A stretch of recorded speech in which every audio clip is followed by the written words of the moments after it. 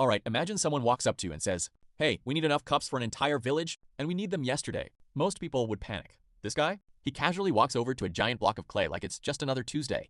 First, he starts slicing this massive chunk into smaller pieces. At first, it just looks like he's cutting dirt, but trust the process. Every piece gets shaped into these little clay balls. And somehow they're all almost exactly the same size. If I tried this, every single one would be a different shape, and somehow one would end up looking like a potato. Now comes the satisfying part. One by one, he starts turning those little chunks into actual cups. No measuring tape, no fancy machines, just years of experience in hand, moving faster than my internet when I'm trying to watch a video in HD. Seriously, this guy is basically a human cup factory, and he just keeps going and going and going. At this point, I'm convinced he's trying to supply every tea shop within 100 miles. There has to be someone in the background yelling, "We're gonna need another 1,000. What's crazy is they all look almost identical.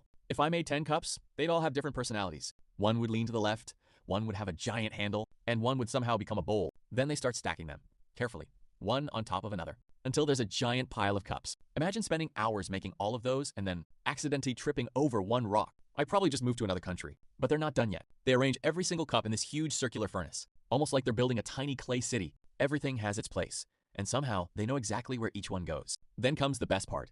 They light the whole thing up. The fire slowly bakes every single cup until the soft clay turns into solid pottery. It's honestly kind of amazing watching something that started as a giant, muddy block become hundreds, maybe even thousands of finished cups. Meanwhile, I'd still be trying to figure out how to make my first one without it collapsing. So next time you grab a clay cup, just remember, somebody probably spent hours shaping it by hand, stacking it perfectly, and firing it in a giant kiln. And after all that hard work, someone is still going to take one sip and say, "Can I get another cup?"